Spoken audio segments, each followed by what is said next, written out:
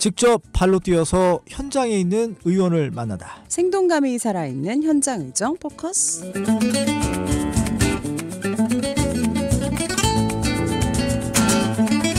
네, 오늘도 민자영 리포터 자리했습니다. 안녕하십니까? 네, 안녕하세요. 현장 의정 포커스 민자영입니다. 네, 현장 의정 포커스 오늘은 어떤 의원의 어떤 의정 활동 이야기 들어볼까요? 네, 오늘 만나볼 분 더불어민주당 평택시 제3선거구 서현옥 의원입니다. 이 서현옥 의원은 현재 미래과학협력위원회에서 활동을 하고 있는데요. 미래과학협력위원회, 이 상임위 이름 들으면 어떤 이미지가 생각나시나요? 뭐 생각나세요? 첨단 뭐 그런 거 있죠. 요즘에 뭐 인공지능 이런 것들 아마 있지 않을까요? 네, 맞습니다. 이 최근에 세계 경제나 산업 중심이 점차 AI로 전환이 되면서 곳곳에 급변하는 모습들을 볼 수가 있는데요. 이러한 변화에 경기도 역시 첨단 산업의 성장 기반을 마련하고 관련 인재들을 양성하기 위해서 이번 7월에 신설된 상임위가 바로 미래과학협력위원회예요. 때문에 더더욱 이 상임위에서 활동하시는 분들은 첨단 산업이나 친환경 산업 등에 많은 관심을 가지고 의정 활동을 펼치고 있고 또 이러한 새로운 산업들이 기존의 산업들과 잘 융합되어서 시너지 효과를 낼 수 있는 방안은 무엇인지도 늘 고민하고 있습니다. 네네. 오늘 이야기를 나눠볼 서현옥 의원 또한 그런데요. 특히 지역구가 평택 쪽이잖아요. 평택 가장 유명한 게 뭘까요? 항구. 네. 전 고덕신도시? 두 분 중에 정답이 있습니다. 누구예요? 네, 맞아요. 바로 수도권의 유일한 국제항 평택항을 가지고 있다는 건데요. 네네. 다만 이 평택항은 개항 이후에 꾸준히 물동량이 증가하면서 하루에도 정말 많은 화물 차량들이 드나들고 있거든요. 그러면서 이 차량에서 나오는 배기가스, 또 수많은 선박에서 나오는 오염물질 등등 이 뒤따라오는 환경 문제들은 어떻게 보면 뗄래야 뗄 수 없는 고민거리였습니다. 그래서 평택은 2021년부터 탄소 중립 수소 복합지구로서 이 평택항을 친환경화하고자 노력하고 있는데요. 관련해서 서현옥 의원의 설명 들어보시죠. 2021년 7월 달 경기도는 평택시 경기도 기후 대응 산업전환 특별위원회와 함께 평택항을 2040년까지 탄소 중립 수소 복합 지구로 조성하겠다는 발표가 있었어요.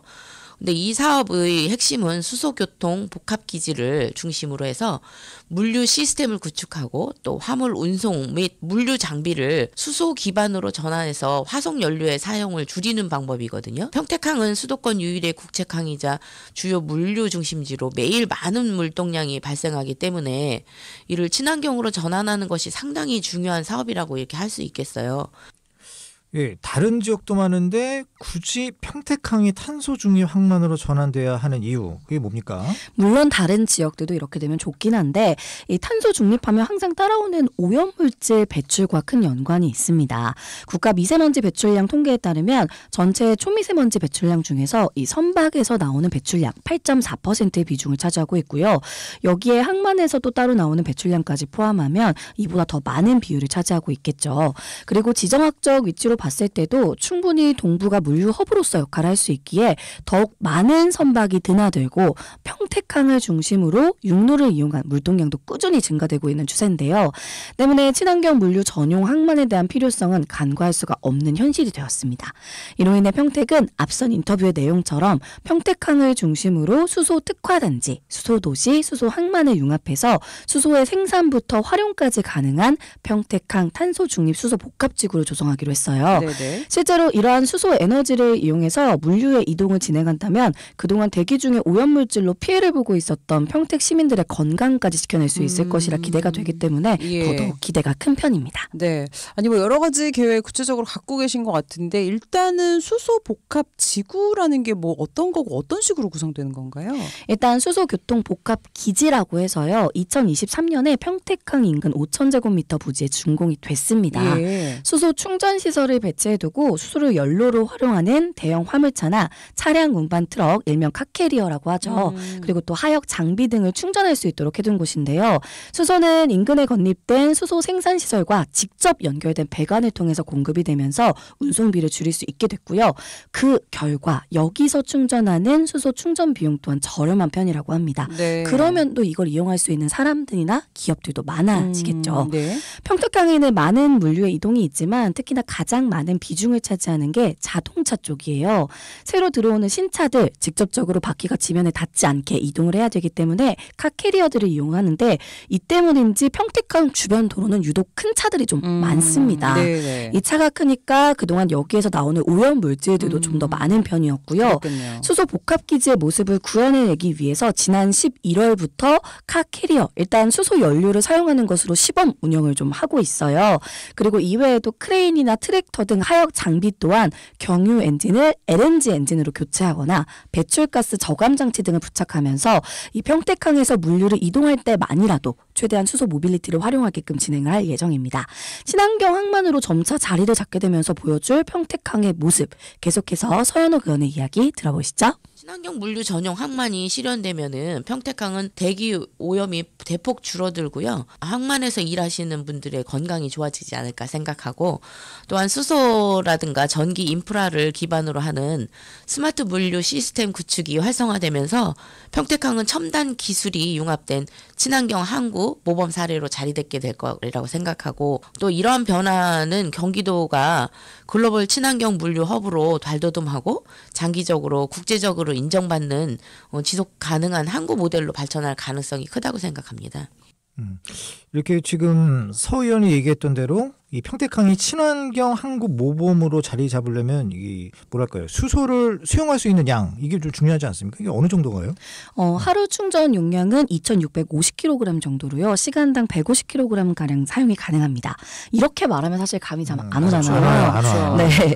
하루에 이제 18시간 운영이 될 건데 충전기 3기에서 시간당 6대 버스 충전 가능하고요. 예. 하루에는 총 106대 가량의 충전이 가능합니다. 승용차의 경우에는 450대 정도 충전할 수 있다고 하니까 양이 정말 어마어마하죠.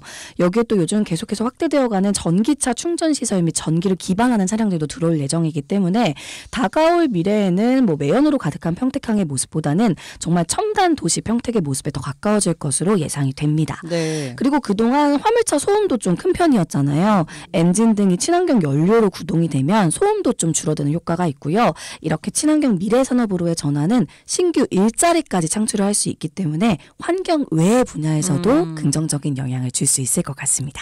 아니 근데 분명히 비용이 드는 문제일 텐데 아까 앞서 얘기하신 환경적으로 좋아진다. 실제로 이렇게 수소 복합 기지가 준공이 되고 나서 주변 공기가 좀 좋아지긴 한 건가요? 아직은 좀 과도기라서요.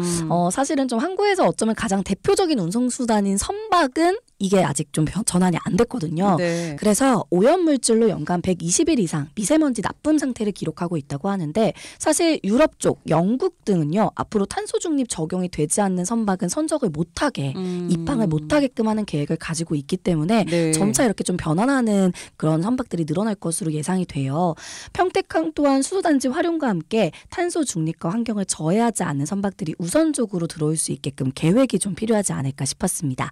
그리고 앞서 말씀드린 카캐리어 외에도 뭐 친환경 하역 장비 도입과 함께 친환경 물류 기업은 인센티브를 강화하도록 하는 방안도 지금 의원님께서 제시한 상태인데요. 아무래도 인센티브가 곧 예산과 관련이 있기 때문에 도와 정부의 관심 또한 필요한 상황입니다. 계속해서 이야기 들어보시죠. 지금 아직까지는 수소 복합 기지를 중심으로 해서 친환경 물류 시스템을 단계적으로 구축하고 있고요. 기존 디젤 화물차를 수소라든가 친환경 차량으로 교체하는 시범 사업도 진행하고 있고요.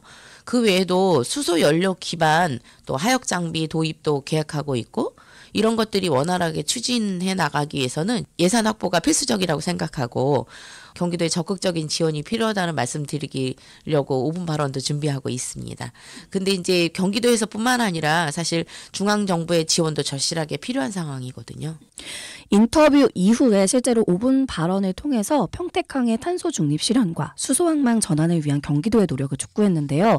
이제 한 3년 정도가 지난 상태인데 아직은 좀 이 로드맵의 구체성이 부족한 상태예요. 예. 그래서 앞으로 더더욱 세부적인 계획을 세울 예정이라고 하고요. 해운과 조선 조선 산업 등에 대한 국제적인 문제들을 다루는 유엔 산하 국제해사기구에서도 2023 온실가스 감축 전략을 채택하면서 국제 해운에서도 이제 2050년까지는 탄소 배출량 제로를 달성해야 하는 게 이제는 피할 수 없는 과제 중에 하나가 되었습니다. 네, 환경 문제도 그렇고 물동량도 그렇고 어쨌든 조금 변화가 필요해 보이는 평택항인 것 같습니다. 계획한 대로 정말 많은 도움이 될 수 있도록 잘 자리 잡기를 바라봅니다.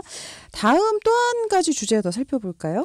네, 역시나 미래과학협력위원회 상임위원으로서 지속 가능한 도시 구축을 위한 활동에 대한 이야기 나눠봤는데요. 교통으로 인한 미세먼지도 환경 문제 중에 큰 부분을 차지하지만 요즘 전국적인 골칫거리 중 하나가 생활 폐기물이잖아요. 맞습니다. 경기도 또한 급격한 인구 성장과 함께 이 도내 생활 폐기물 배출량 5년간 30%나 증가를 했습니다. 그러면서 소각장이나 자원 순환 방법에 대한 논의도 필요하고요. 또 이 생활 폐기물 수집과 운반 시스템의 효율성에 대한 개선 방안도 계속해서 고민할 부분이 많다고 해요. 그래서 서현욱 의원은 지난 10월에 관련 토론회에 참석하면서 생활 폐기물과 관련한 다양한 의견을 나누었고요. 이 안에서 미래과학협력위원회 의원으로 생각해 볼 수 있는 점도 함께 고민해 봤다고 하는데요. 계속해서 이야기 들어보시죠. 아시다시피 생활 폐기물 쓰레기라는 게 우리 삶에서 뗄래야 뗄 수 없는 부분이잖아요. 그러다 보니까 생활 폐기물을 효율적으로 처리하는 것은 그 자리에서 다양한 의견이 나왔는데 저는 아무래도 경기도에 의해서 미래과학협력위원회 위원으로 활동하다 보니까 폐기물 수집 운반이나 처리 과정에서 IoT라든가 또 GPS 첨단 기술을 접목해서 해보면 어떨까 하는 이런 제안을 드렸고요. 하나의 예로 건물 단위의 생활 폐기물의 양을 추정해서 수거 주기를 결정하다든가 또 수거 차량의 이동 경로를 최적화하기 위해서 시간을 단축한다든가 효율화 해볼 수 있겠다 이런 의견을 좀 냈었습니다. 요즘 스마트 기술 이슈잖아요. 네. 이거 잘 활용하면 시민들 주거 환경 좀 크게 도움이 될 것 같습니다. 네, 맞습니다. 이 생활 폐기물의 양을 추정하면서 이에 따라 미리 계획을 짜면서 보다 체계적으로 분석을 하다 보면 낭비되는 예산을 좀 더 줄일 수 있게 되고요. 수거 차량의 이동 경로 등을 최적화하면서 효율화 등도 높일 수 있게 되는 것이죠. 그리고 이렇게 절약된 자원들은 다시 한번 생활 폐기물 처리나 자원 순환 등에 활용이 될 수 있다는 게 서현욱 의원의 이야기였고요. 이러한 스마트 기술의 기반이 되는 AI 활용에 있어서도 조금 더 잘 알기 위해서 AI 교육 등에도 직접 참여를 해봤다고 말을 덧붙여줬습니다. 이처럼 미래기술 AI 등을 활용한 다양한 산업의 변화가 생활 속에서 이미 반영되기 시작한 곳들이 많습니다. 서현욱 의원은 평택과 첨단 기술을 접목시키면서 더 나은 평택 시민들 그리고 경기도민의 삶을 만들기 위해 보다 더 적극적으로 경기도 의원으로서의 노력을 지속하겠다라고 다짐을 밝히기도 했는데요. 마지막으로 서현욱 의원의 목소리 함께 하시죠. 평택은 세계 최대의 반도체 공장인 삼성전자 고덕 캠퍼스와 또 KG 모빌리티를 비롯한 이런 자동차 부품 기업들이 집적해 있고요. 그에 따라서 관련 중소기업도 많이 있어요. 그래서 이를 체계적으로 지원하고 또 다양한 조례를 대표 발의하는 등의 활동을 하고 있어요. 이 조례들은 급변하는 산업 전환에 대응하고 또 산업 경쟁력 강화를 위해서 도내 중소기업들이 시기를 놓치지 않고 변화의 흐름에 따라서 합류할 수 있는 이런 기회를 제공하기 위해서 지원 제도를 담고 있습니다. 실제로 작년에 무인 이동체 산업과 수소 산업, 올해는 2차 전지 산업과 미래 자동차 산업 육성 및 지원 조례들을 발의하면서 변화의 흐름에 다양한 기업들과 사람들이 기회를 놓치지 않도록 노력해왔다고 하고요. 현재 모두 시행이 되고 있거든요. 그래서 보다 더 다양한 분야에서 지원할 수 있는 사업과 방안을 더 찾아보고 있다고 합니다. 네, 이렇게 발빠르게 움직이는데 또 미래 먹거리를 우리가 또 발굴해 나가는 하나의 방법이 아닐까 생각해 보겠습니다. 오늘 경기도의회 더불어민주당 평택시 제3선거구 서현옥 의원과 함께 의원의 이야기 함께 이야기 나눠봤고요. 민상 리포터 함께했습니다. 고맙습니다. 네, 감사합니다. 네, 고맙습니다.